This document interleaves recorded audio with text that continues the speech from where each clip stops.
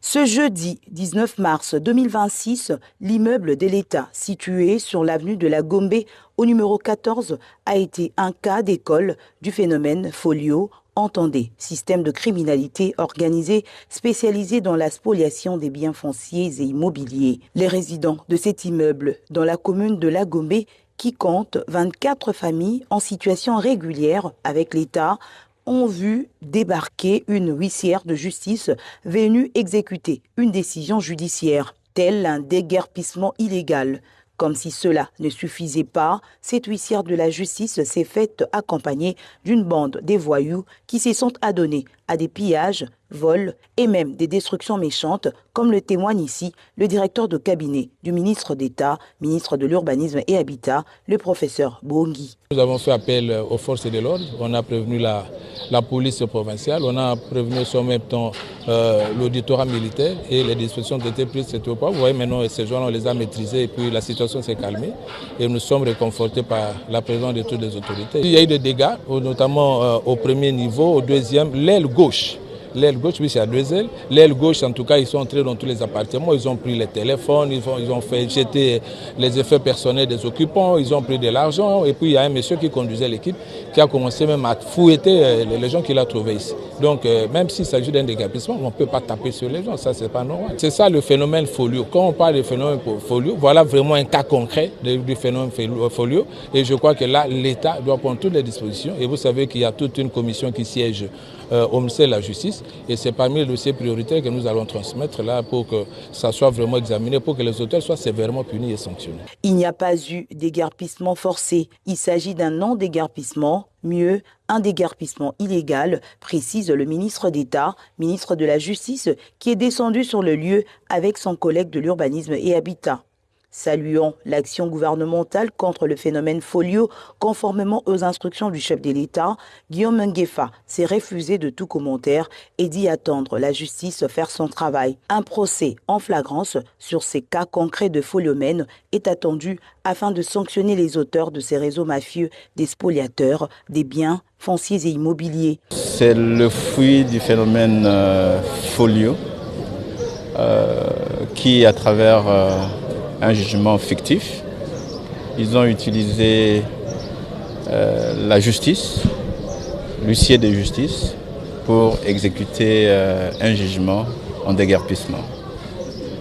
Face à cette situation, conformément aux instructions du président de la République pour lutter contre le phénomène de Folio, nous avons, en tant que ministère de la Justice et de l'Urbanisme, dans une action coordonnée, on a voulu d'abord arrêter les phénomènes et nous avons donné immédiatement une injonction pour que les instances judiciaires puissent se saisir de cette situation. J'espère qu'il y aura un procès en flagrance par rapport à cette situation, qui est un cas d'école, dans la mesure où ce sont les mêmes personnes qui multiplient les faux jugements et qui se servent des huissiers de justice pour porter atteinte à la sécurité de nos populations et de nous-mêmes.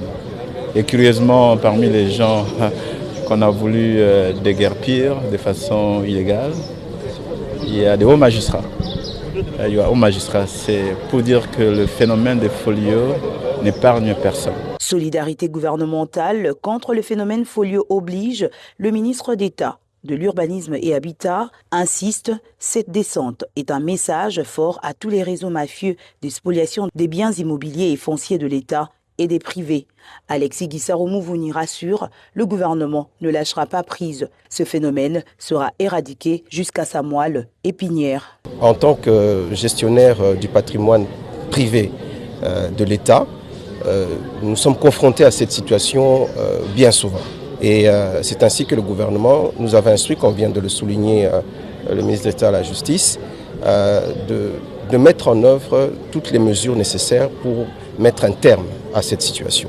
Et donc c'est un message clair et un message fort que nous voulons envoyer à toutes les personnes qui sont derrière ces réseaux mafieux de spoliation, autant des biens de l'État, ce qui est le cas aujourd'hui, mais aussi des biens des particuliers. Donc nous avons mis en place ce cadre pour que nous puissions avoir une action commune, concertée, face à ce type de phénomène. Et vous pouvez être sûr d'une chose, c'est que nous allons y aller au cas par cas jusqu'à ce qu'on mette un terme à ce phénomène de folio, le foliomène, comme on vient de le dire, autant pour les biens de l'État que pour les biens de particuliers, afin que la justice soit rendue à tous. Pour la petite histoire, cet immeuble situé sur l'avenue de la Gombe, au numéro 14, appartient bel et bien à l'État depuis l'époque de l'indépendance. En 1975, ce bâtiment avait été mis à la disposition de la coopération française pour une durée de 25 ans. Et c'est en 2000 que l'ambassade de France l'avait restitué au ministère de l'Urbanisme et Habitat.